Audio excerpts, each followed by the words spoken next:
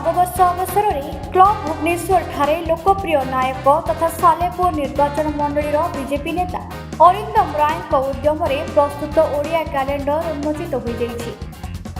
एही कार्यक्रम में मुख्य अतिथि भाव राज्य बीजेपी उपसभापति गोलोक महापात्र एवं मुख्य वक्ता भाव भुवनेश्वर उत्तर निर्वाचन मंडल पूर्वतन विधायक प्रियदर्शी मिश्र जोग देथिले। मान्यवर अतिथि मानक द्वारा सर्वप्रथम प्रदीप प्रज्वलन कराई कार्यक्रम शुभारंभ होता। एसह से अरिंदम राय द्वारा प्रस्तुत ओडिया कैलेंडर टी उन्मोचन करथिले। काहेकि एही ओडिया कैलेंडर पाई मन बड़ाइले से संपर्क में अरिंदम निजर अभिव्यक्ति रखिथिले एवं अन्य ओडिया कैलेंडर ठारू यह किपरि भिन्न और स्वतंत्र ताहा वर्णना करथिले। अरिंदम द्वारा प्रस्तुति एही कैलेंडर टी बेस आकर्षणीय होइतिबा बेले भारतीय संस्कृति और परंपरा को नहीं पर्यवसित।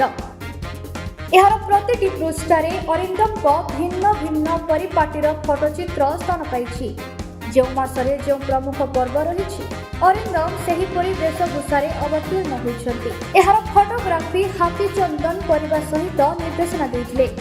एही डेस्क कैलेंडर सरकारी दफ्तर ठू आरंभ करी व्यावसायिक प्रतिष्ठान स्कूल कॉलेज एपरिकी पढ़ा टेबुल शोभा बढ़ाइबा साथरे ओडिया अस्मिता बहन करिबो एवं ओडिया स्वाभिमान परिचय कहब। एही कैलेंडर उन्मोचन परिप्रेक्षी रे उभय अतिथि निज निजर वक्तव्य रखिबा सहित अरिंदम एही उद्यमटी को भूयसी प्रशंसा करथिले।